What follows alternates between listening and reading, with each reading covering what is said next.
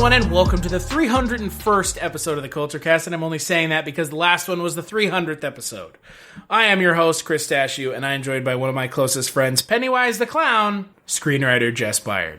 I can't do the impression, but... At all? Hello. No. Not even a Tim Curry impression? No. Oh, that's a bummer. I don't do impressions. Well, I'm not going to do them now, but they will definitely come up at some point during this podcast. Because we are talking about the second film in the It cinematic universe. Possibly not the last one if New Line Cinema has anything to say about it. There are some rumblings, and we will get to those rumblings later on in the podcast. We're talking about It, Chapter 2. Bum, bum, bum. Something happens to you when you leave this town. The farther away, the hazier it all gets. But me, I never left. I remember all of it.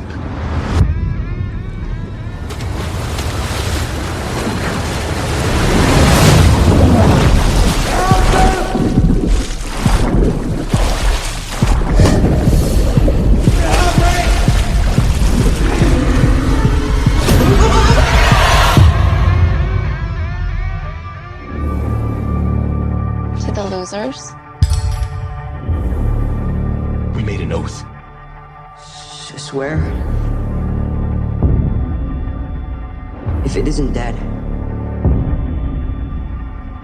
if it ever comes back, we'll come back to it. We didn't stop it. Pennywise. The clown. We can't let it happen again. Hello? Jess!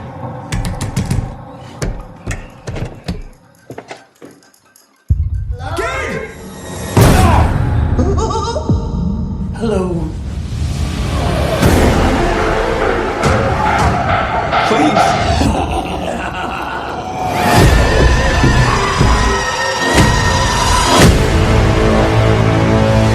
For 27 years,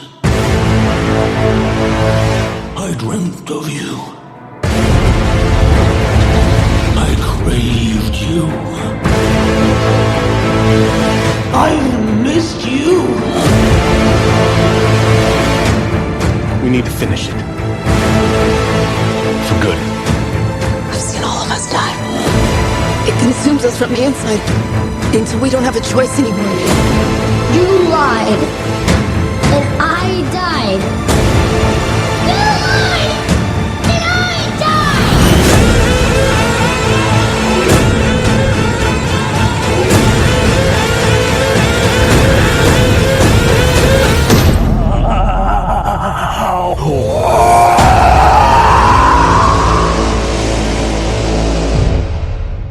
So the film is the follow-up to the 2017 mega success story that was It, Chapter 1. It's directed by Andy Muschietti, written by Gary Dauberman, who, boy, is a real shitty writer most of the time. The Nun, Annabelle Creation being some of his wow.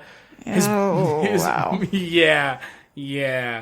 It stars a whole boatload of people, but the really notable ones are the seven main actors for the Losers Club, being Jessica Chastain, James McAvoy, Bill Hader, Isaiah Mustafa, Jay Ryan, James Ranson, Andy Bean, and of course Bill Skarsgård returning as Pennywise the Clown.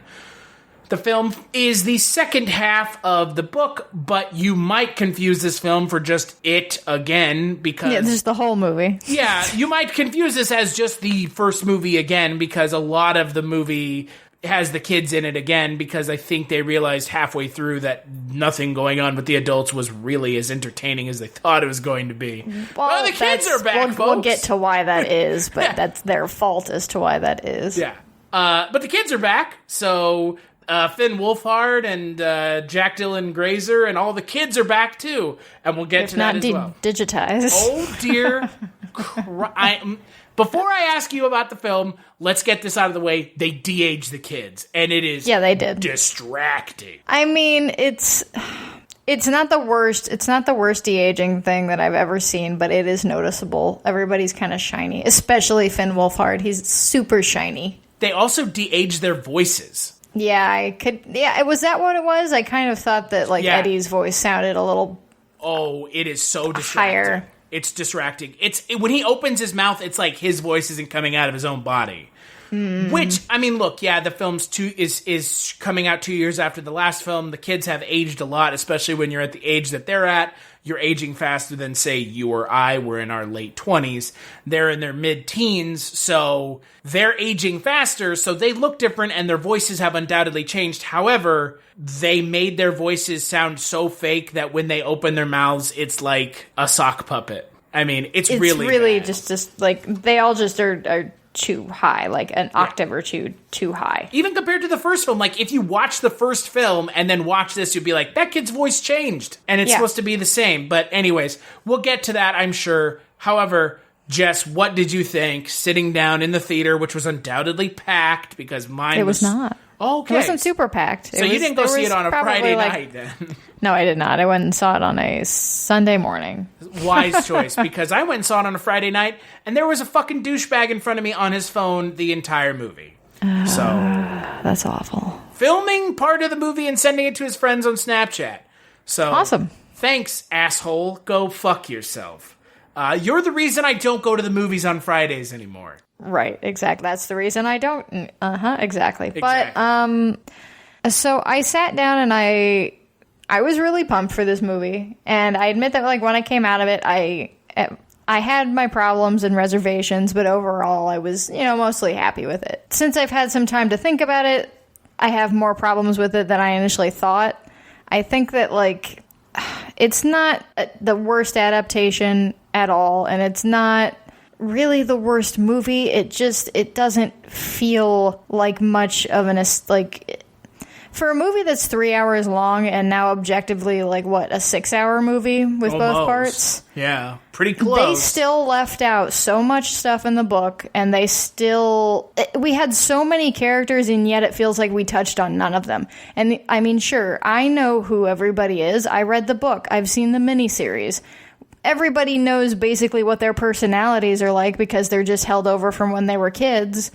But we don't get quite a few other relationships and side stories of these characters that would A, warrant a longer runtime, and B, make all of these actors, who are pretty good. I like all of the actors who are in this, for the most part, and they just don't really have a lot to do as adults. And that was the problem in the miniseries as well. That is one of the more lacking qualities of the miniseries. But I was let down by this. I still like the first part. I do need to rewatch it. It's been probably about a year since I've watched it, but I think that this part was really just fizzled. It started out pretty promising, for me at least. Boy. Oh, but it quickly just devolved into the same thing, and we'll get more into the specifics. But yeah, overall, I was pretty let down. So obviously we're going to talk spoilers here. If you haven't seen It Chapter 2 yet, go see it, I guess. So you can at least know what we're talking about. I'm not advocating you go and see it because honestly, it's a 3-hour horror movie that has 0 scares in it. So go right ahead if that's your thing. There are better movies you could spend 3 hours watching. 2 movies. You could watch 2 movies in the time it takes to watch one.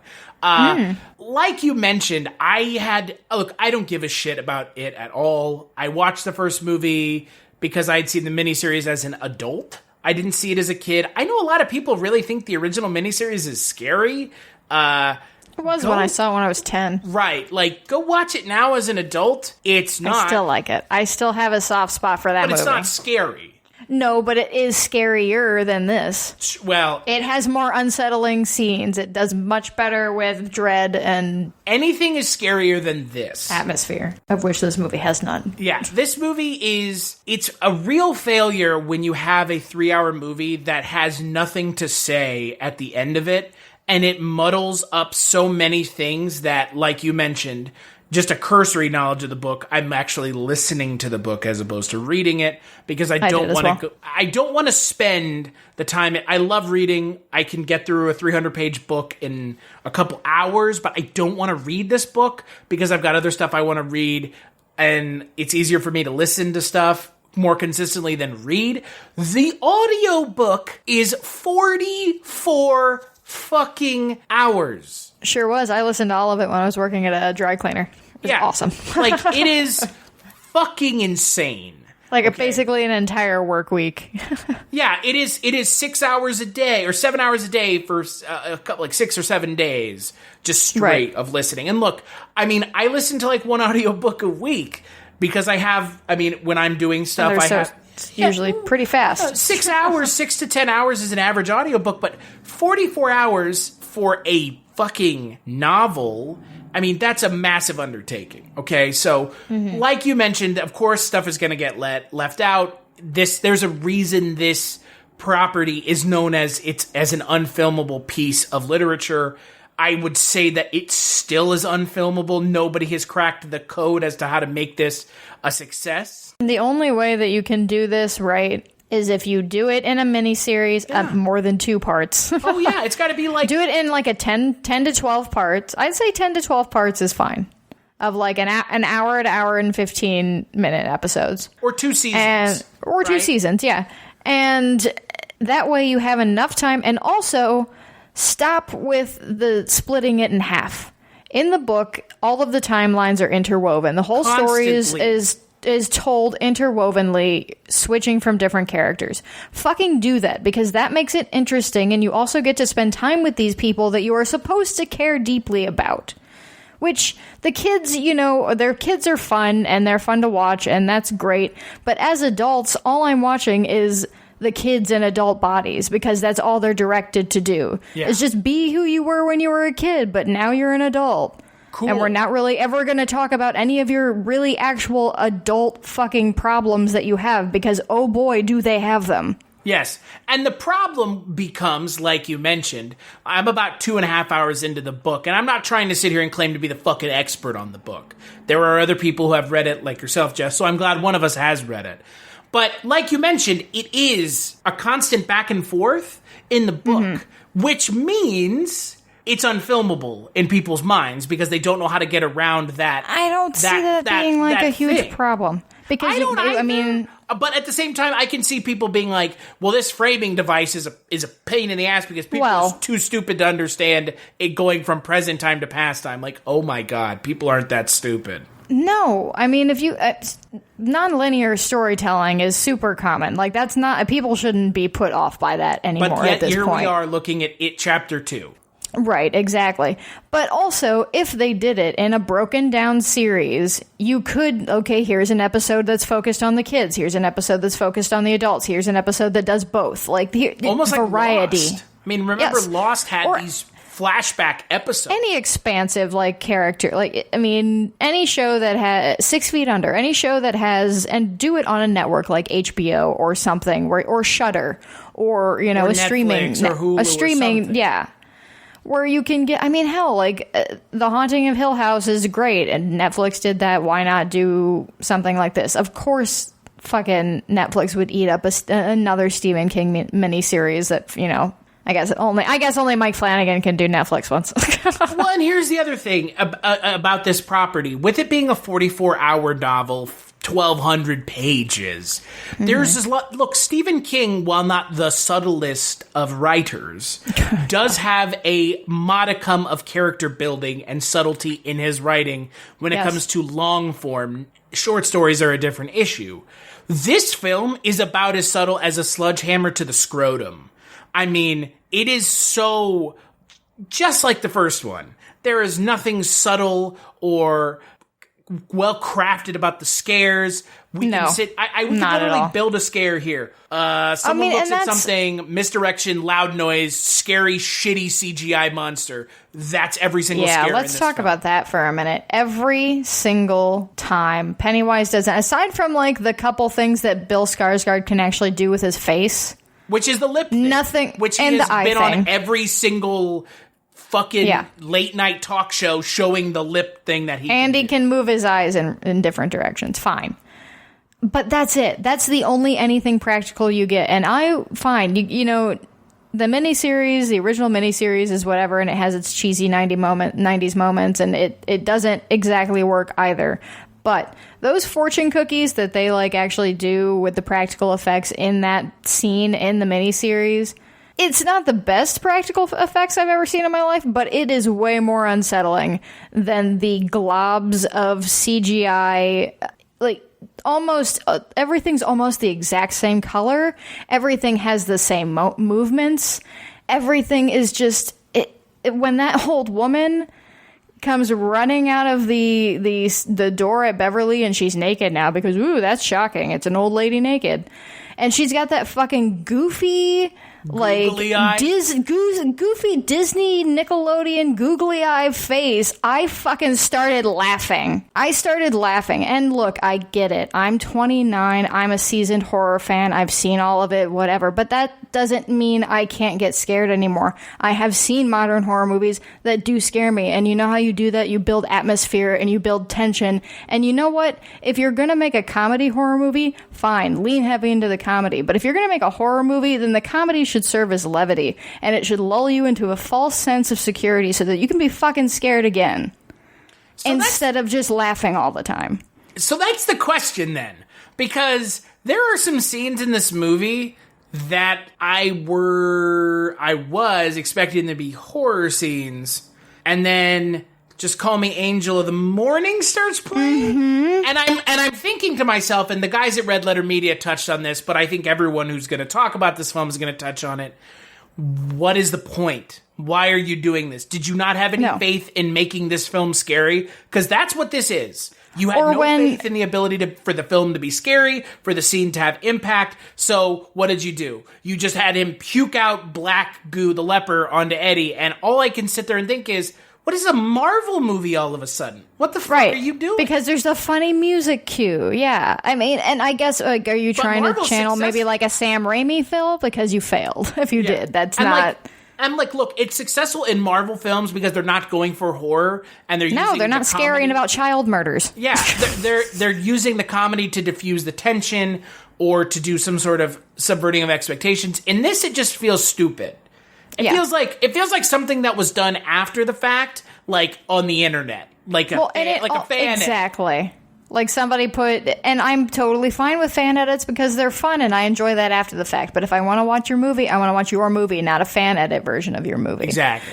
And then there's, for me, a great example of that. And this completely takes away any form of like sentimentality or, you know, connection you were having with these characters by throwing this in here. But there's a scene at the end of the movie when adult Bev and Ben are thrown to opposite sides and they're kind of meeting each other in these traumatizing places. Like she's trapped in the bathroom that she was always, you know, hiding in school. He's in the clubhouse that's, you know, he built that we never saw until this movie. Convenient. Yeah. Because now all of a sudden Ben's into architecture, even though we never alluded to that at all. But that's because I know that's going to happen. Architecture guy now, don't you know? Yeah, I do know because I read the book. Exactly. But guess who didn't? Other people who went to go see this movie. Guess who didn't? Gary Dauberman, apparently. So there's this scene is happening, and Ben and Bev are like working through this, almost dying, you know, on the verge of being killed, and having this emotional "he says I love you" and all this stuff is happening. But in the middle of it, we have to throw in a Stephen King reference because it's a Stephen King movie. Did you know you're watching a Stephen King movie? Did you know that like The Shining is a thing, and that "Here Comes Johnny" is a line that people use in movies a lot? Yes, Let's throw it into this touching moment, this one moment of character development that's actually bringing these two people together who have been on this crash course trajectory towards each other for this whole fucking time, for 27 years. Let's fucking ruin that by throwing in this nonsense line to pander to fans. For what reason? And look, here's the real issue, and we're going to talk, I mean, we're skipping all over the place, and that's perfectly fine, because, shocking, so does this fucking mess of a movie. The biggest thing this film could have done, to fix itself would have been don't have the kids in it. Like, you sacrificed so much of this movie, at least an hour. Honestly, I thought there was going to be more stuff with the kids, and actual stuff, but it's nothing. Like, it's essentially just the beats from the first film again. So in the first film, there's actually a rising and falling action. The rising action of they get to the point where they fight Pennywise, Eddie breaks his arm, and so all the kids break up because, this was supposed to be summertime and we're not supposed to get fucking killed by a clown. We're supposed to be enjoying ourselves. And they all go off. And then this takes place when they're all fighting, when they're all broken apart. All of these scenes that we're seeing now in the second film.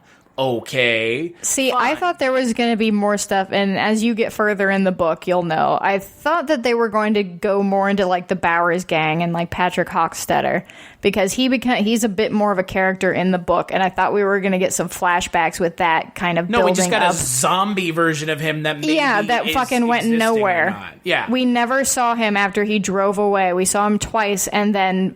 I know we're still skipping around, but you know what? If you saw the movie, and if you're listening to this, you're a fan of it in some way. So they just have Bowers in this for no reason. He comes out, we see him maybe 3 times, and then he gets killed. Because this movie's 3 hours long, I thought we were going to go back and see more stuff with, Patrick Hockstetter and what they were doing and sort of getting more of a feel for them and building them up as more villain, actually more of a threat than they are. And sure, they aren't ultimately the threat in the book either, but they do pose a bigger one. And we can talk about individual character problems. Even in the miniseries, they pose more of a threat. Oh, yeah. Yeah, absolutely. You barely get anything. And you know what? Yes, the line of Eddie, running out and saying, hey, man, you should cut that mullet. It's been 30 years is funny.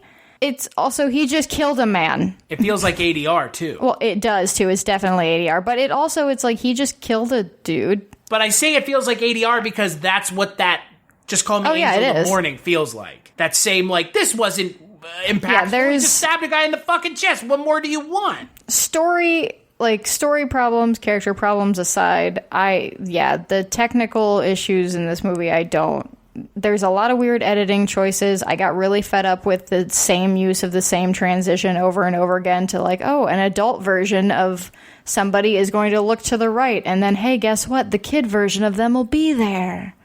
5 times we're going to do this. And again, this could have all been avoided if you had just take the fucking kids out of the movie. Or interweave the timelines. Right. But the thing is what they end up doing is they give so much of the second film, which is supposed to be about the adults, to the kids again, because guess what? Because those are fun. Yeah, because guess what? As much as I love James McAvoy and Bill Hader and Jessica Chastain, who are fantastic, James McAvoy's given nothing to do. Jessica Chastain, oh God, no. Likewise. Bill Hader steals the show. We'll get to them in a second. This film, it almost feels like It Chapter 1.5. Because the first hour and a half of this film, if you were to just slide all the kid stuff in one direction, all the adult stuff in another direction, this film is 2 hours and 49 minutes long. The adult and kid stuff, there is more kid stuff, more if not equal kid stuff than there is to adult stuff. And we already saw the first movie that had the fucking kids in it, and that's all it was. They should have done... The first and second movie should have been filmed at the same time or something, and they interweave the stories through both films as opposed to, here's the first movie with just the kids, and the second movie has the kids and the adults when we're missing out on so many things about the adults because they just said, well, everybody liked the kids. Stranger Things is still successful. So let's just keep putting the kids in there, which, like you said, the kids are great. The kids are better than the adults, but that's because we gave a shit about the kids because they were fleshed out more than the adults ever were. Let's talk about the characters individually and some of those things that they left out, which really hinder this story even more because the things that the original miniseries included, by the way, even if they barely touched on it. So, let's start with Jessica Chastain playing adult Bev. And Kid Bev has way more to do in the first movie. She's much more of a character. She has complex problems. We know kind of what's going on with her. And in this next one, we see that she's married. She's clearly married to a dick. a horrible man because he punches her square in the fucking face hard, of which she does not then have a bloody nose or a black eye later. And that's all we see of it. Now, in the book, Tom, her husband, like, we don't even understand, like, she's a highly successful designer, like, fashion designer, I believe, and we don't get to really hear about that at all in this movie, so I guess fuck her accomplishments. No, in this movie, she's just painted to be almost like a trophy wife. Yeah, I don't know if, like, I think they briefly say, she briefly tells Bill what she does, and I think that she is, like, supposed to be some, but they don't go in depth on it. No. Tom kind of, like, rides the coattails of her success, and yeah, he's abusive. He's horribly abusive, and he beats the shit out of her in that first scene. And then after she leaves, he goes to find her friend, beats the shit out of her friend, and then finds out she's going to Derry. Ends up getting, like, this whole cross-country. He's going to find her in Derry. Pennywise picks up on this energy and sort of, like, sends him on, like, a crash course trajectory towards her. So that whole thing is going on in the book that we don't ever get to hear about here. So really all we do is see Jessica Chastain get punched in the face, and then we never ever talk about her husband again or her life. And then, oh, hey, she gets to be with Ben at the end, and isn't he hot? And oh, look, he has a dog. Oh, and God, can we... Oh, my God. So let's talk about Ben now. Yeah. Ben, who... Okay, so look. Let's just talk about the original miniseries. In the original miniseries, that kid's not that fat. In the new movie, kid who they cast... Still not that fat, okay? Not, like, obese, like, chubby. Yeah. Like, they're both chubby. Jeremy Ray Taylor is a cute little fat kid. Oh, God, yeah, they're all adorable. Yeah, I mean, I was like me when I was that age. Like, a fucking little fat, dorky kid, fine. And then it's like, oh, by the way, now he's like a fucking dude who's ripped. And they tell you why he gets that way in the book, too. Like, there's a whole very, like, thing where he meets this person that sort of, like, changes his life around and has that, like, okay, I'm gonna take care of myself, I'm gonna do this. And Jay Ryan looks a lot like if Jeremy Ray Taylor grew up, but at the same time, John Ritter was a much more believable good-looking version, because it wasn't like all of a sudden he's fucking 6'5" with a swarthy complexion and like a jaw for days. Like, get the fuck out of here with this. So yeah, nonsense. and that's what it is. Ben is hot, and all of a sudden he's an architect because, oh, don't you know, we're going to introduce the fact that he built their special secret clubhouse that you never heard of until this movie. There's like a fake out for the shitheads in the audience who don't know, because they treat people in the audience like idiots. Yeah. They're like, oh, you think that this guy is initially Ben, and then it turns out it's the guy. Oh, yeah, the fat, like, homely man who's the browbeaten CEO or whatever. And it's like, oh, no, it's Mr. Sexy on Skype. It's the hot guy who lives in his fucking amazing house. Yeah, with the giant... He lives where Bruce Wayne lived in the Justice League. And look, I want Ben to be successful. I love Ben. I think that him and Bev, like, in that first movie, we keep going, yeah, the kids are great. And I think they sell those relationships and those performances. They're adorable. But yeah, here we just get Ben's hot now, and now he's an architect, and that's it.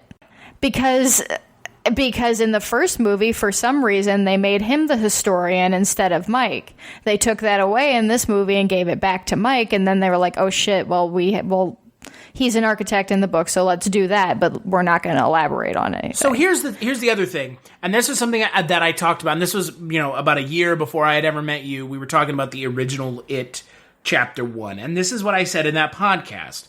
The success of the first film will only be able to be measured once the second film comes out, because ultimately what this is like a pole vaulter jumping over the bar. The first film is the jump, second film is the landing. If you don't stick the landing, it doesn't matter what you did before that. It doesn't matter, because if you don't stick the landing, it doesn't matter. And this film had a lot of expectation riding on it, and just the way we're talking about it now, it not only failed, it failed spectacularly, because it's like they tried to redirect to go backwards in midair and miss the bar completely. You need to keep this story going forward, because like you just mentioned about Mike, who's played... I honestly think one of the better performances. Yeah, let's talk about Mike. No one is talking about Isaiah Mustafa in the film at all. Otherwise known as the guy from the Old Spice commercials. Oh yeah. No one's talking about him. He's actually really good and really natural and endearing and believable. And Chosen Jacobs in the first film is given essentially nothing to do. And because they take away his historian cred, and now they bring it back. And the thing is his character is still so empty, though, because, again, in the book, and I hate being that person that's like, well, in the book, but again, this movie is assuming that you know a lot. So it's assuming you've read a 44-hour book. Right. And in the book, Mike's family is like the most well-adjusted of all their families. His parents are together. They're very caring. His dad is a successful farmer, and Henry Bowers' dad is not a cop. He's a fucking on welfare, white trash, whatever, who hates Mike's dad because he's black and successful. And there's this whole section in the book where they talk about the fire in the Black Spot, which was a black club that black soldiers frequented and that members of the KKK burned down. Of course, they talk about none of that in this movie because it also moves up the timeline and it's not in the 50s anymore. But you took Mike's family, you made him an orphan. You totally took away that aspect of it, made him an orphan. For cheap scares. And also, you made him live with his uncle, who made him work on that dairy farm and shoot cows in the head. So you're also giving him just a shitty background for no reason. And it's why not? Why? Why did you do that? Why did you change that and all? Because he's in the book and in the miniseries, in the original one, Mike and Bill are basically your protagonists. You're following both of them pretty equally. And in this movie, you're really not. In the miniseries, they did a good job of pointing that out. I mean, the miniseries follows Mike and Bill more than anyone else. Right. And, okay, so I think now... So with Bill... let's just move on, because we were talking about Bill. It's a good segue. I don't know. I would say let's leave... Do we want to leave Richie or Bill to the end? No, I think we want to leave Richie to the end. Okay, so... Let's go, Bill. Which I feel... I mean, we're talking about Bill the character, not Bill Hader. Right, yeah. Bill... James McAvoy is given nothing Bill Denbrough. No, he is. Yeah, he basically runs around and screams at people. He just, no, don't, that's all he's doing. Which is such a bummer, because it's James motherfucking McAvoy. Exactly. He's a fantastic actor. They also they leave his wife in approximately one scene, and you never hear from her again. Unlike, again, in the miniseries, in the novel, she's a huge part. Again, she's, with Tom, Beverly's husband, she's on the other side of my husband just up and left the movie set and isn't telling me what's going on, so I'm gonna go there. She, again, Pennywise gets a hint of her coming and sort of mind controls her into coming, so they both play a very big part at the end with the climax and everything, except not in this movie, because you don't ever fucking hear about him except for one scene, and which pretty much that eliminates Bill's he only cares about Georgie again, and even still barely. We talk about Georgie a little bit. And it's so boring that that's all his character is. Yeah, we don't he has this brief moment with Bev, which is much more conflicting in the book, obviously, because he's married. In this, it's they have a brief little, smooch, and that's it, and then we just never talk about it again, and then I guess he just goes back home to his wife. Remember in the miniseries, they all kiss Bev on the mouth? Yeah, well. Well, hey, again, I feel like that was a little bit more of a nod to, okay, look, everybody knows about the goddamn child gangbang in the book. Right, and that's fine. We don't need that in the room anymore about that. I'm not saying you, but there's always that person who's oh, you know about the part where the kids all have a fucking train on Bev. It's yeah, we know. But did you know that she talks about how big Ben's dick is in that scene? Because that's what really is the upsetting part. Is she's talking about how big their fucking dicks are. It's true. It is weird. Yeah. Which again, Stephen King, whatever, dude. I'm not gonna psychoanalyze you. But now, my favorite, but I mean, I guess, and that's really Bill's the one we're going to talk about the least, because again, he has probably the least to do, and he's the least interesting character, and there's that funny joke. They keep saying that he's like Stephen King. He can't write. Oh, because he can't write an ending. How many times are you going to use that joke? What is this, Ghostbusters 2016, where you just keep bringing up the wonton soup over and over again?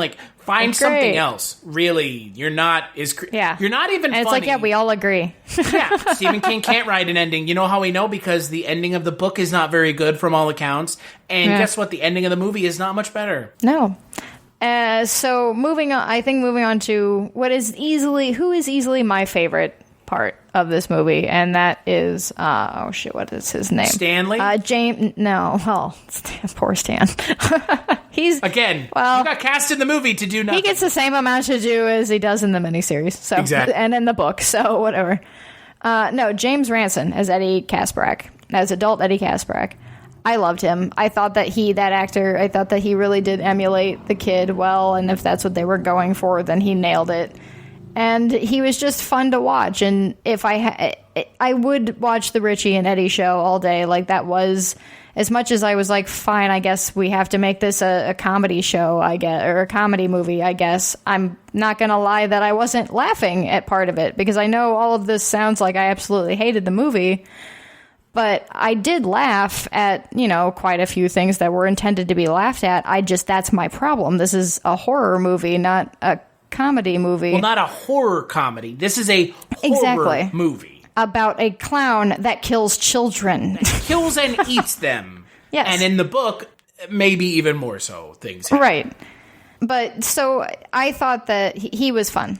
He was fun, and, I did feel for, I felt bad when he died at the end. I felt bad in the book, and these actors, and like we said, sure, some of them aren't given much to do. They are good at what they're not doing. Like, they're fine when they're there. Like, they're in, you're not like, oh my God, I don't want to fucking watch you anymore on screen. It's just that you want them to do more. That's the whole thing, is that they are decent actors, and you want them to be able to do more. They just can't. Well, and the other thing with Eddie's character at the end of the film, it's so telegraphed. I mean, he's going to die, even if you don't know the book or the original miniseries. It's like that scene where he's like, going to run up and stand there. And then it's like, oh, but through the chest, and here's the blood. It's like, I still think they should have ripped his arm off. They should have done something. I mean, because a little chest wound is one thing, but yeah, having his arm ripped off a la Georgie, a la the book. Mm-hmm. Why not? It's rated R. There's no limitations here outside of not doing a child gangbang. There's really, I guess there's a lot of blood, but it's all fucking CGI, so it's laughable that counts as R to me. It's the bloodiest scene in horror movie history. Right. It's a toilet stall filling up with blood. That is not the bloodiest scene, and that is just amount of blood. Sure. Right. Sure. And now Richie Tozier. Oh, no. So now before we talk about Richie, I think it is time to talk about the opening scene of the film. Because the opening scene of the film features a gay couple, directly from the book, mind you. I did hear this part in the book already. Yes. A gay couple who one of them is has the living shit beat out of him. And then he is dumped into a river, and he has asthma, and he cannot breathe. And then Pennywise saves him in the movie and then kills him. And yes. Well, he saves him in the book and kills him too. You had a much more of a problem with it than I did. I had a huge problem with the first scene in the film because honestly, look, here's the thing, and we've already talked about this.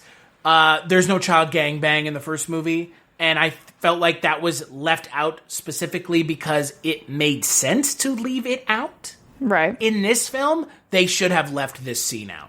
I can see where you're coming from on that. It personally didn't bother me because, yes, it is in the book. And also, I do think that it is entirely, plausible that would happen in 2016 small town America.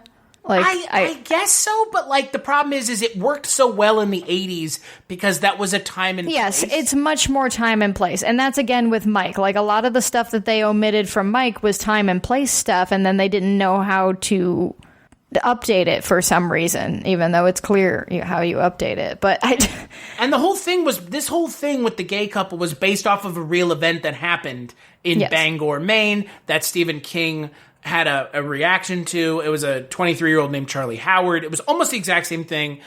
He had the shit beat out of him, and he was thrown into a stream from a bridge, and he died. That's fine. The problem with the movie is it's fine in the sense of it's based. They pretty much Stephen King just wrote it verbatim. Exactly. It's not a creative thing he came up with, which is awful in and of itself. The issue with it in the movie is they picked and chose things that they wanted to omit and have already, and it felt unnecessary because in the universe of it's never explained why he kills adults. He only kills kids. He doesn't kill any of the adults other than the ones that he's trying to fight. So anyone Right. who's watching this movie is wondering why he's killing this guy to begin with. And on top of everything else, it just comes off as tone deaf. Well, It's like, oh, he's that's- gay, let's beat him up. And it's like, this is 2016. This wouldn't just happen this way. And they don't touch on any of the issues of Derry being, like, poisoned because of the clown. They never talk. Well, that's a thing in Stephen King universe, too, and I think that maybe that's something that they're relying on for audiences, that over in the Stephen King universe and in most things that are set in Derry, in the main area, it's supposed to be like, you get the idea that everybody in this town throughout all these stories know that there's weird and horrible shit going on, but they all just kind of like mind their business until it happens to them. But none of that ever is actually explicitly like shown through, except for like in sometimes they come back, that movie's made for TV movie. They kind of hinted that. And even in this first chapter, they do, when the woman like drives by, and because in the book they have they hint at it more in the book, where like certain adults like will witness things happening and they just kind of Yeah, but in the movie, then they have Don't the do it. balloon pop up in the back of the car. right. Well, yeah, exactly. Yeah. They they're so like it's a trying to have Pennywise their thing. cake and eat it too. But the issue with the gay intro character being murdered and killed by the bullies, and then ostensibly he was going to die one way or another, it would seem, and then Pennywise pulls him out of the river and kills him, is that if the film is trying to make a statement about homosexuality and horror, it falls completely tone deaf because I don't think it's trying to make a statement. I think that it's purely just adapting the book at that point. I would agree with you, but I don't think that they would agree with us. I think that they would say, we're trying to have some grand narrative about No, I think they're going to have... I think where they would say that is about our friend Richie. Here. Which, so it turned... Oh, God. Oh. So in the book, Eddie is the hinted at gay character. Right. And in the miniseries, he's a virgin. But it's It's also heavily hinted in the miniseries. They as call well. him, I think Pennywise calls him like, oh God, something. He calls him Fairy Boy or something. Yeah, but I mean, it's the 50s. They were... Sure. That's a common insult. Well, I think he calls him that. No, he calls him that in the 1980s part. Oh, yeah, when Henry Bauer said, you don't want any fucking fairies in here? Yeah. Yeah, but so it turns out, and again, it's not said explicitly, but it's heavily implied that Richie, played by Bill Hader, is repressing his homosexuality through the use of humor and comedy, and that he has been in love with Eddie the entire time. Mm-hmm. But again, the issue is this is not the people who made this movie are probably like, we're so fucking brave. How brave we are to make a movie with a gay character. They don't even say he's gay. Like, it is 2019. What the fuck? Well, it's 2016 in the movie. Oh, right. But- Sorry. 3 years ago, you still couldn't come out and say you were gay. And that's and to be clear, I do not have a problem at all with Richie being the character that ends up gay. I just there's something off, and I can't the way it's specifically. handled. Yes, there's about something. Yeah, there's something off about how it's handled, and I think that it's like it feels like it's A, too casual, but B, like you said, it feels like they're trying to be sly about it at the same time. And I'm like, why are you trying to like? I don't know. It rubbed me the wrong way. And maybe, who am I to talk? But maybe, I don't know. It just didn't land right for me. Well, look, I mean, ultimately, when you have something like this, where you have a character who is gay, let's just say he is gay, because everything that they've shown us in the film would lead us to believe he's gay. But again, it's this like sly, underhanded bullshit way of doing it. The issue then comes down to, what is to be gained by not just having him be gay and come out and say that he's gay and like professing his love to Eddie in the end? I mean, there's a scene that you could have had in this film. I think that would have been a little ham-handed if they did that. But is this any better? I mean, now it feels weird to me. Because it's just like, oh, and he's scratching their initials in a fence. Okay. Well, he's re-scratching them because he does it earlier in the movie when you have that scene between Eddie Bowers' or Eddie. Wow. Yeah, the Bowers' cousin at the arcade. And he's like, you fucking fairy, and then he calls him a fag, which, I mean, and then you see him run to the fence, and he's carving something, but you don't ever see what he's carving until the end when he goes back. Yeah, and like, I don't have any problem with them using those slurs in a movie. I mean, that it's a character saying it who... As the character being, yeah. Yeah, as the character being who the character is, that's completely fine. but God, like, it's not clever. Stephen King went and said that it was a genius way of doing it. Like, it's not, though. Because all it is wanting to have the character be gay, but not fully commit. You know what it feels like? It feels like this whole shit that J.K. Rowling's been doing with her. Where she just decides characters are... You guys know whatever. Dumbledore's gay now? Like, okay, why didn't you say it in the book? Or, hey, do you know that Grindelwald is gay with Dumbledore? Like, you didn't say it in the movie. Like, you didn't or in say the book, nothing. yeah. I don't need to see them, like, being intimate, but, like, you need to be a little bit more overt than some fucking tweet from J.K. Rowling. Like, get the fuck out of here with that nonsense. And this feels very much like that. It doesn't fully commit, and that's a large part. That's pretty much my overarching problem that I have with this movie, is it doesn't commit to any part of the story, really. It doesn't commit to the characters because it omits so much of their story. And let's talk about the climax and the ending and the whole ritual of Chud, because... And you haven't gotten to it yet. It's not a very interesting... I don't particularly enjoy reading that part of the book. But I know what it is. Right, and ultimately it doesn't matter. Turtle shit. But here's the thing. It's not in the movie, though. They just talk about the ritual of Chud. If you're going to bring that in, fully commit to it and talk about the turtle and do all that stuff. Because here's a simple rule. It's a simple rule in fiction and fiction writing. And if you add one element of like supernatural or, you know, something that's completely unbelievable and you just have one moment of it, people won't be able to buy it. If you add another moment to it, it makes it easier for people to buy it. The ritual of Chud in that movie is, again, in the book, it's really kind of confusing to read and it jumps all over the place. And in the movie, it's kind of the same way. And ultimately, it doesn't matter because it doesn't work. Because it's not a thing. But in the movie, it's subverting your expectations because they do it and it doesn't work. Oh.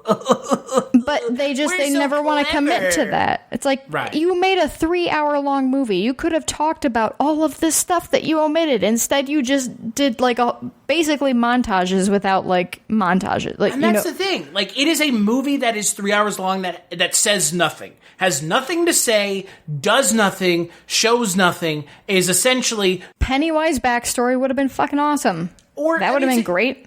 It's like a clip show. It's just vignettes. And anything regarding Pennywise would have been cool. Actually showing them as adults doing things other than the one scene where Mike calls them. Like, oh my fucking God. Like, get out of here. Where we spend forever calling them, And I mean... That's an hour, it feels like. In addition to, you know, ruining scares before you even get to them... The sequence with the old woman and Bev, that didn't matter to you, did it? Because you already saw the whole sequence in the trailer. Mm-hmm. You watched the whole thing because that was a trailer. And I'm like, so why am I rewatching this thing that I already saw and I already know what's going to happen? I already know that she's Pennywise. Like, you're not setting me up for anything. I already know what's going to happen. She's going to turn into Pennywise. And then you made her some fucking weird googly eye monster and take away even... Like, you made it even less of a chance to be scary. She's Large Marge from Pee Wee Herman. Yeah. Well, and then you have the seed of, oh, aren't we clever? Pennywise is going to show up at an actual, like, circus or fair. And then it's just a very rote, boring, useless scene. Let's chase him through a glass maze. A glass maze, because we've never seen that in fill-in-the-blank and XYZ. have our weird epileptic warnings. Yeah. Oh, but Chris, we forgot to talk about the best part of the movie and the most subverting of expectations. And that is the Harley Quinn introduction. Oh. I loved that because I was like looking at it, I was like, this is not a DC movie, so they're clearly plugging some film. Right, yeah, it's a DC, and I'm like, what? Okay, well, this is not. Okay. Oh, but hey, Harley Quinn coming soon, guys. Like, oh. Quite honestly, that tactic of subverting expectations pretty much set up the whole rest of the movie. Yeah, well, you know what? This movie wasn't made for us, okay? And that's I guess not. Well, here's the real thing, and I'm Except not, it was, but... Well, so here's the thing. I would actually go out on the record here and say that this movie wasn't made for us. And look, I'm not poo-pooing people that aren't into horror. I'm honestly not I'm not poo-pooing people that don't enjoy horror as much as you and I. Horror is my favorite genre. I know it's your favorite genre as well. Mm-hmm. This film is not made for us because this movie is not scary. It doesn't build dread. It doesn't have a memorable villain. I'm sorry, but Bill Skarsgård as Pennywise is not as memorable as Tim Curry. And that's not because it's just Tim Curry. It's not memorable because he's just CGI. But you know what? 90% of the time. Yeah, it could have been. It could have been. With better writer and better direction. And less CGI. I'll still like the first one. Like, I will still revisit But the first one is fun because of what it is and outside of the movie. Like, it's Stranger Things, but a little scary. Exactly, and I enjoyed that. Which and is funny that something else is better than what it's trying to do, and it is doing it way better. And actually scarier. This is a great example. My husband and I were at we were at Walgreens after the movie, and the cashier just kind of, like, on a whim was like, oh, have you guys seen it? And I was like, we actually just saw it. And she was like, well, is it worth seeing? Because the first one was like, it was too funny, and I didn't think it was scary at all. So what's this one like? And I'm like, well, if you thought that one was too funny, you're going to hate this one. You're in for a raucous laugh riot of a time. And so, yeah, that was somebody asking me, like, is it going to be scary? The Scary Clown movie, is it going to be scary? No, it's not. It's not. But here's the thing. You know why? It's not made for us, and I come back I don't to even think again. It would really scare non-horror fans But either. it does, because in the theater I was in was full of, full, right? I mean, it was full of kids and adults. And when I say kids, I mean literal fucking children the age of the kids in this fucking movie, which goes to show kids these days are really just going and seeing whatever the fuck they want, which that's a different conversation about a different thing. But my point is this movie is made for children and teenagers who want to go see a movie that is akin to a normal Friday night horror film, and it's piggybacking off of the nostalgia that people our age have for seeing the original miniseries. And ultimately, it falls into the traps of so many of these Friday night horror films. The scares are all set up the same way over and over. There's no building of tension. There's no investing of interest into characters. I mean, these characters aren't interesting. You could, if you had never seen the first film and you watch this movie, you were not invested in any of these characters by the end of the film because unless you're a super like Stephen King fan and you've read all the books and you all that. But that's not fair though. That's not how you can't just make a movie for one audience that already knows the story. You're making a movie for a wider audience. Fill in the blanks on some things, and then let people's imagination fill in some of the scares, like they used to. Or just have a giant CGI Paul Bunyan swinging a fucking axe. I mean, that does happen in the book, and I don't know how you would do that in a non-scary way, or in an actual scary way, but... My point is not that it happens in the book, and let's put it in the movie. My point is it's not fucking scary. Yeah. And they could have done something else. They could have altered it to be scarier. They could have changed it. You know what? If you want to change some things, change them for the better. Change the scares. Don't make them boring. Don't just take things away because you don't know what to do with it. I mean, they didn't do the Wolfman in this movie or the Gill Man like they have in the book. The original book was supposed to be like a monster mash of all these Universal monsters. Right. There's none of that in this movie. They could have updated that for the 80s. Right. If they wanted to pay for the licensing. Right. My point is there's none of that in this movie because they changed it, and there's none of it in the first movie because they changed it, which is okay. So why not keep that train rolling of change and change the scares into other things? And again, don't rely so much on the goddamn CGI because this is not Marvel. You don't have the Marvel budget. The CGI looks like shit. It looks bad. It looks real bad. It's really, not going to age well. It's really bad. It's not going to age well. And yeah, Bill Skarsgård, as good as he was as Pennywise in the first movie, he's not in this movie. Nope, because he's just doing the same exact thing, but dialed even farther back. Yeah, and it's all CGI. All CGI. Right. He's in every single scare. Yeah, I think he's in the movie maybe 3 times non-CGI. The rest of the time, it's like, oh, you know what? The spider was dumb in the miniseries, so instead of it being a spider, let's make it a spider with Pennywise on top. Wow. Right. Isn't that scary? Like, oh, no. Honestly, it looks even worse than the original movie. I think that is how he is in the book. I can't remember. But he might be like part spider. But in the book, you can, Again, in the book, these are like eldritch horror type monsters. They're like weird, strange horror things that all come from this fucking different plane of existence.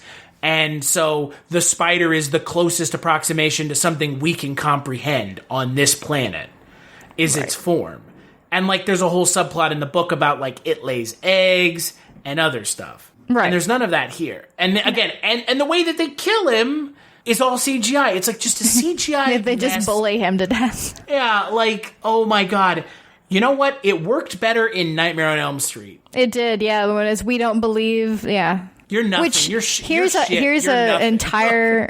entire fan theory, total like nonsense that my husband and I were talking about. That we decided that Bob from the Twin Peaks universe, Pennywise, and Freddy all belong in the lodge. Like they're all just different Black Lodge entities, and that's a fantastic, scary universe that I enjoy.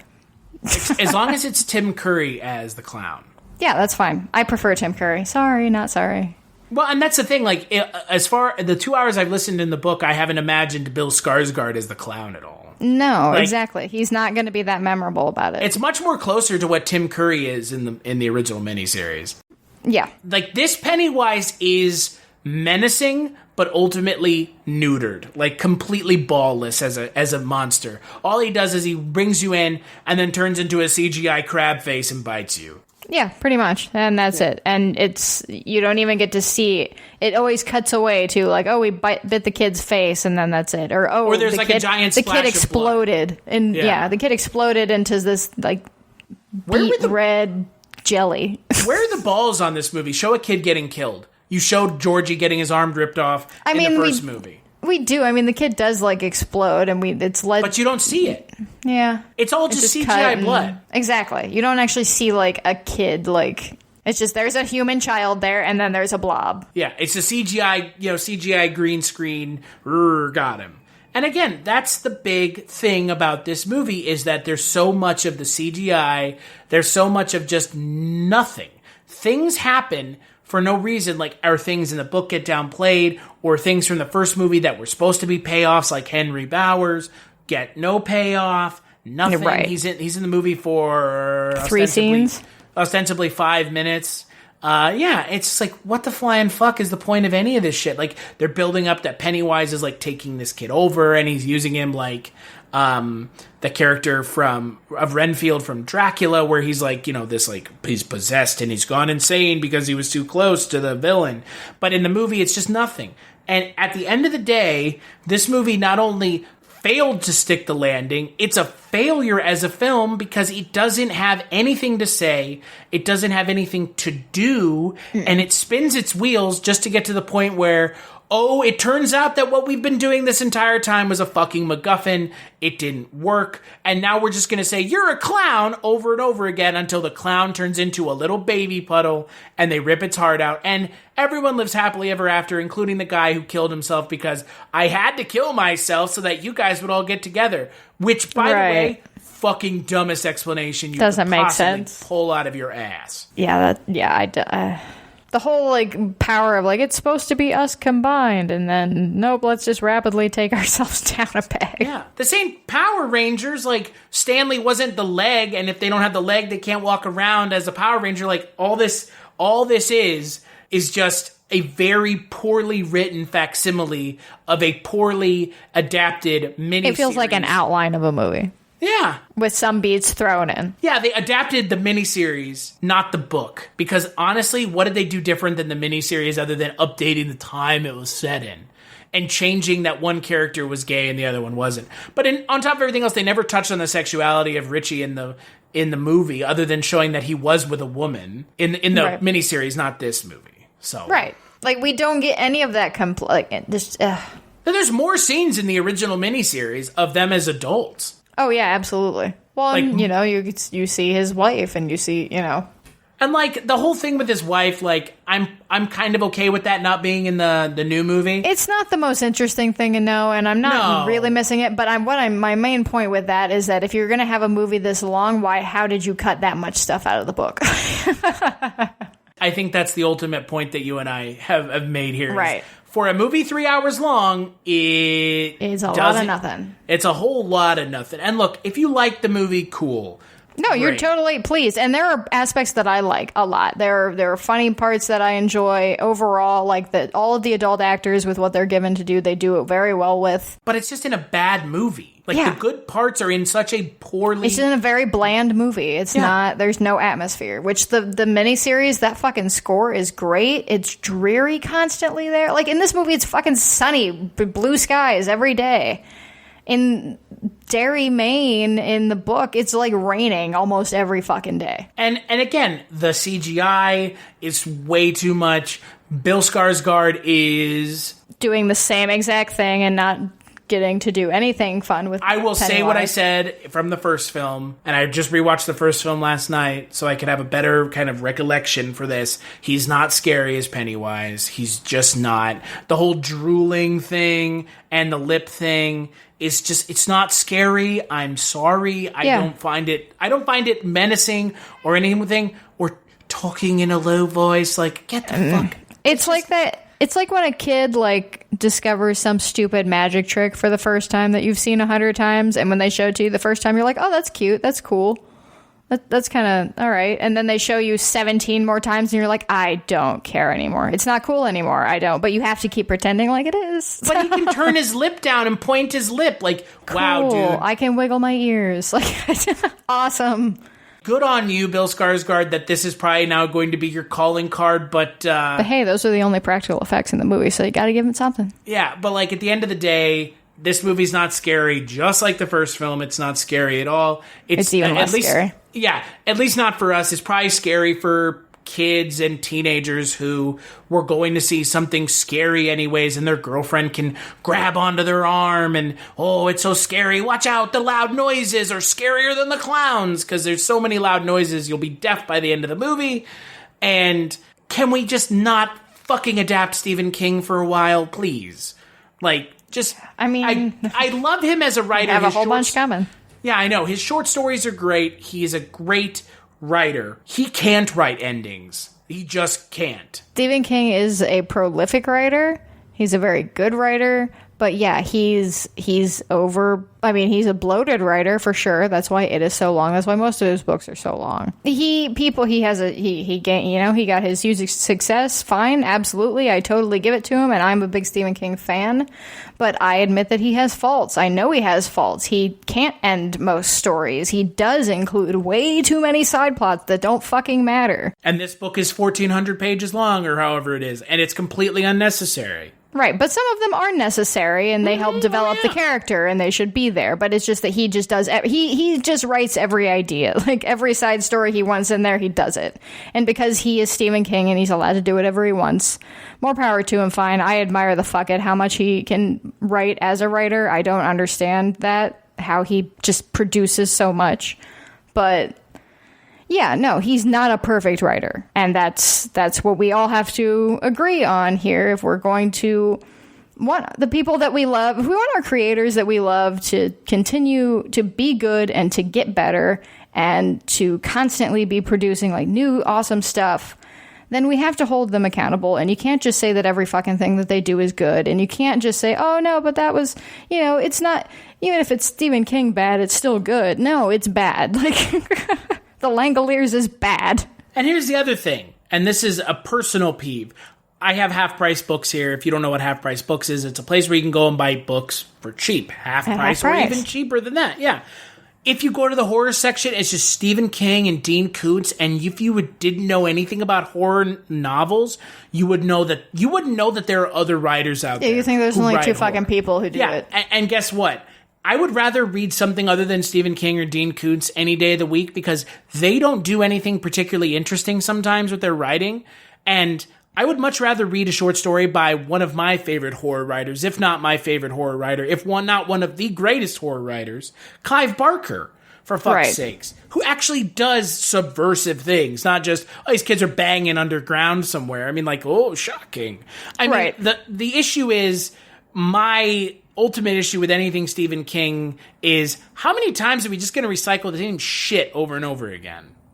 Well, I mean, he wrote a lot of the stuff that he's famous for. He wrote in the 80s. Yeah, I was going to say Cell or The Dome. You guys, and like the 80s and the 90s were peak Stephen King time, and that's all the properties that we know and love, and that's all the properties that keep getting remade. And you know what? I do enjoy the Mike Flanagan stuff, so I am looking forward to Dr. Sleep, but I agree. I would like to have a little less King, because it, I didn't like the Hulu series. I didn't like Castle Rock. I mean, and for the same problems, it's just these people get a hold of these properties And then they were like, well, we can't do everything because he writes too much. And then they just take out a bunch of stuff, and then they don't add anything to it or replace anything with it. They just kind of chop it up and they say, okay, well, you're the Stephen King super fan, you fill in all the blanks. And some people who are the super fans and do that and they love it, and that's great, more power to you, but that's not me. I need, like,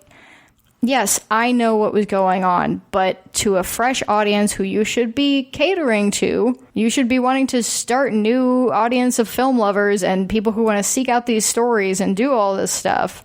And you have to let them. You have to give them that chance. You can't just cater to the people who already know the material. And can we not do it again for like another 2 decades?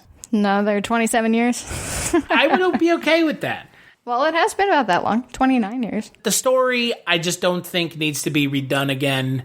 I think that it could sit for a while and kind of gestate.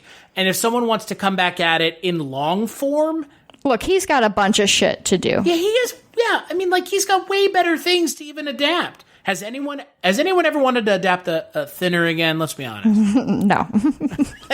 No? Thinner. Not a fan of that one? Come on. No. Or Cujo, no, Monkey for Shines. fuck's sake. Like, yeah, I mean... The book is way better, Cujo. What is that? I mean, it's always more interesting. The book There's is always people. better. Literature people. Yeah, but it's, at least there's like more characters in the book than just what's happening in the movie. I agree. I mean, look, Stephen King is a good writer, but a lot of the movies that have been made off of his source material are just bad. Right, and that's not Stephen King's fault necessarily. But he's like the most adapted writer in like history. One of those is Stephen King's fault. Yeah, I mean, don't write so much stuff if you don't want people to adapt it. Right, and also don't do things like The Mangler. Well, I mean, again, there's so much stuff. I mean, which is Tobe Hooper, but everyone just forgets that The Running Man is a Stephen King book. Uh-huh. You know, the movie with Arnold Schwarzenegger. Like, but you know what? And then there's movies like fucking Creepshow, which is George Romero and Stephen King, and they're fucking amazing. Exactly. So it's just, this is not anywhere near a film that I am going to revisit. I may watch it again because they're going to release the full edition, or the Pennywise cut, or God knows the 6 hour long movie. With more scenes added. Great. I bet it'll be maybe more it'll be some of that stuff that I wanted to see that they should have left in the movie. It'll just be more stuff with the kids, and that's it. Yeah, probably. Speaking of Cujo, though, real quick, evidently, because I IMDb'd Stephen King, and there's a novel announced that's Cujo Canine Unit Joint Operations.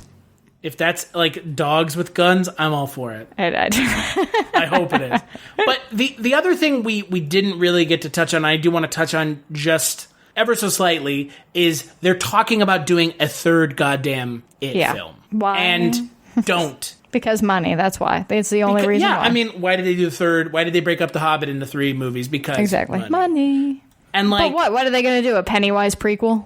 Well, they're going to do, exactly. They're going to do Pennywise's backstory. That's what they've said. Which, by the way... How about you could have just put that in this movie? Yeah, Pennywise is like a monster. Bob Gray. Like, yeah, Bob Gray, yeah. He's like a monster from space. So... Yeah, so it kind of fits in with the Dreamcatcher stuff. Yeah, what it's going to be is it's going to be a bunch of people in like the 1800s with the Pennywise thing going on and them fighting it. I found that stuff interesting in the book, and I would have liked to see that in here. I don't know if I need a full movie about it. I would have liked to see it flashes, like well done, scary flashes of it. But like, that's what it's probably going to be, right? Like, if they do it, it'll be like Pennywise fighting people in the 1800s, or probably, Pennywise through time. Yeah. So no, though. Like, maybe we'll actually get the Great Tatao or whatever it's called. But like, I don't need it. No one needs it. If you're clamoring for Pennywise, the standalone film, It Chapter 3, good for you. But maybe don't go telling New Line that, because I don't think as a society we need a film just about the clown. Because if you go watch Hannibal Rising, that didn't work out so well. No. Like, the villains aren't as interesting as you think once you get to hear how cool their backstory is. Agreed. Yeah. Takes kind of all the piss out of them completely. So, what would you give the film out of 5? Man, like if you had asked me like the day of, which is why I always say like my thoughts are reserved until we actually podcast, because if you asked me the day of, I probably would have given it about a 3 out of 5. I think I'm giving it about a 2 to 2.5. Yeah, I'm giving it a 1. Ooh, wow. Yeah, I didn't like it. And again, the first scene alone being so tone deaf and unnecessary. And yeah, I get that it's from the book, but so was kids fucking each other, and you didn't include that. So that to me is not a justification anymore for this movie. Yeah. You know what I mean? I'm not saying that because you were saying it. I'm saying because I've heard other people who are way more adamant be like, it was in the book. It's like, so were kids fucking each other, talking about how big Ben's dick was, but they don't do that in the movie. So that's not a justification. That was a conscious choice by the adapters of the film to do that. So it's a 1 from me. It didn't stick the landing. And now, honestly, Chapter 1 looks like less of a quality film because of this film. Because it took everything that the first film did and didn't do anything else with it. And it's like, why would I watch the first film now when I know that this is how the second film is going to be? Yeah, I mean, fair. I still enjoy parts of it. I still enjoy the feeling of that movie. I think it captures a much, I don't know. I like the way that movie feels much better than I like. But wouldn't we rather just watch Stranger Things? Like, no, I'd rather just watch the miniseries. Oh, no, but I mean, like, if I'm talking about like us watching something that's like kids doing stuff, yeah, in the 80s, riding on bicycles, like Stranger Things, pretty much is like perfect for that. What I want. Fair. And the original It miniseries does still have Tim Curry as Pennywise, which is just a great performance in an otherwise really not great miniseries. Right. Oh, God. We're going to get roasted for this. Me specifically. That's fine. I don't care. Throw your It Pennywise hatred at me. That's fine. So, let's take a break and we'll play a preview for the next Culture Cast. The future's toughest cop is Katie Coltrane. I'm back. And now, she's getting a new partner. His His name is Teddy. Hit me. It's a dinosaur. You two solve this case together. What? It's a dinosaur. New partner, Coltrane? He's got the style. I'm here for a new look. Step right up. Push the button. He's a cop.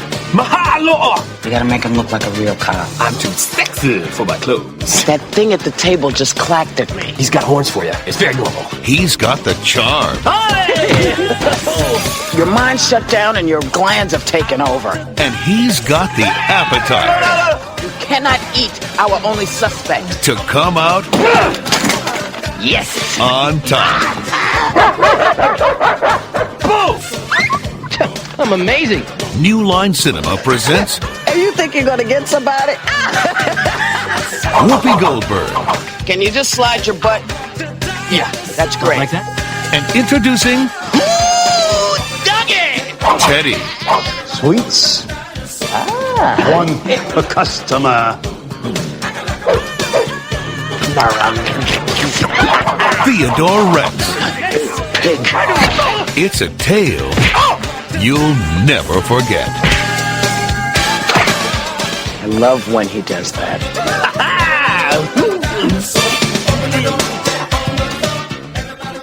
That's right, on Next Culture Cast, we're going to be talking about Theodore Rex. We're going to be kicking off our weird 90s movies with weird 90s comedies with a look at a film that is about Whoopi Goldberg and a T-Rex cop. And it was supposed to be in theaters and then went straight to DVD or video and became the most expensive direct-to-video film ever made. So, great. I don't know what to say. I honestly don't want to know what to say about the movie. We'll get to that on the next episode. However, until then, where can people find you, Jess? Well, you can find me on Twitter at writer Jess Byard, and you can also find me on our podcast, Chris, The One Season Show, where we are about halfway through 1987's Werewolf. We talk about shows that only lasted one season, so at least if we hate them, we didn't make a huge commitment. Isn't that the truth? We should just talk about miniseries. I mean, if we run out of one-season shows, that'll be our next one. Yeah, miniseries show. Which technically are one season, so... We could do a whole Stephen King month. Oh, dear. Rose Red. Oh, dear. That's going to be... Oh, my God. We should totally do Rose Red. Maybe that's a stay tuned. The Shining miniseries. No. Yeah, that's... featuring, I believe, was Steven Weber, who is narrating your It book, yes. Exactly. Which, great. 44 hours of Steven Weber's voice I'm perfectly okay with. Yeah, it's fine. Yeah, I mean, He does a good job. I'm enjoying the book so far, so maybe, and this is going to be a shock to some of you, go read the book. If you like it, just go read the book. Or listen to it. Yeah, just don't It's watch 2019, the movies. you don't have to read, you can listen to it. Yeah, don't watch the movies. Don't give Hollywood your money. Don't go watch the miniseries. Just read the book. Get yourself a cup of coffee and sit by a window or sit in your bed next to your loved one and open up this monster of a book that you can't hold on to because it's a fucking Until you're at least halfway through it. Yeah, exactly. And read the book or listen to it, because ultimately at the end of the day, as good as these movies were going to be, which they're not, they're never going to be as good as the source material anyways. True. As for me, you can find me on Twitter at casualty_Chris. Like Jess mentioned, we do a little podcast together. I do a couple other podcasts, the Kolchak Tapes with Mike White, where I talk about Kolchak the Night Stalker. We are transitioning into Barney and Miller, however, since Kolchak has come to an end almost. I also do a Tales from the Crypt podcast called Chronicles from the Crypt, where I talk about Tales from the Crypt. Shocking. So check those out. Big thanks, as always, to you, Jess, for sitting down. I mean, this is a little bit more of a, not angry, but I'm pretty fired up about how much I didn't like this movie. Yeah, I'm actually a little bit surprised at how much I didn't like this movie.